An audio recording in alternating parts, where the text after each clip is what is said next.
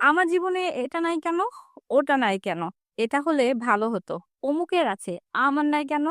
বিভিন্ন ধরনের হতাশা আর নেগেটিভিটিতে যখন আমরা ডুবে থাকি, তখন আপনার জীবনে এমন কোনো একটা জিনিস আছে যা পাওয়ার জন্য হয়তো অন্য কোনো একজন মানুষ প্রাণপণ চেষ্টা করে যাচ্ছে। আপনার হয়তো একটা সন্তান আছে। কিন্তু অন্যদিকে পৃথিবীতে একটা সন্তানের জন্য কিছু মানুষ পারলে তার জীবনটাই দিয়ে দেয়। আপনার হাত, কান, নাক, চোখ, গলা সবকিছু নিয়ে আপনি অনেক সুস্থ আছেন, তাই না? কিন্তু আপনি কোনো একটা হসপিটালে ইমার্জেন্সি থেকে ঘুরে আসুন, দেখবেন মানুষ বাঁচার জন্য কি পরিমাণ প্রাণপণ লড়াই করে যাচ্ছে। এভাবে যদি আপনি চিন্তা করেন তাহলে দেখবেন কত ধরনের আশীর্বাদে মহান আল্লাহ তাআলা আমাদের জীবনকে পরিপুষ্ট করে দিয়েছেন। কিন্তু এগুলা কখনোই আমরা রিয়ালাইজ করি না। আমরা চিন্তাও করি না। তাই জীবনে যা কিছু পাবেন, যা কিছু ব্লেসিং আছে, যা কিছু আশীর্বাদ, এগুলো কখনো টেকেন ফর গ্রান্টেড হিসেবে নিবেন না।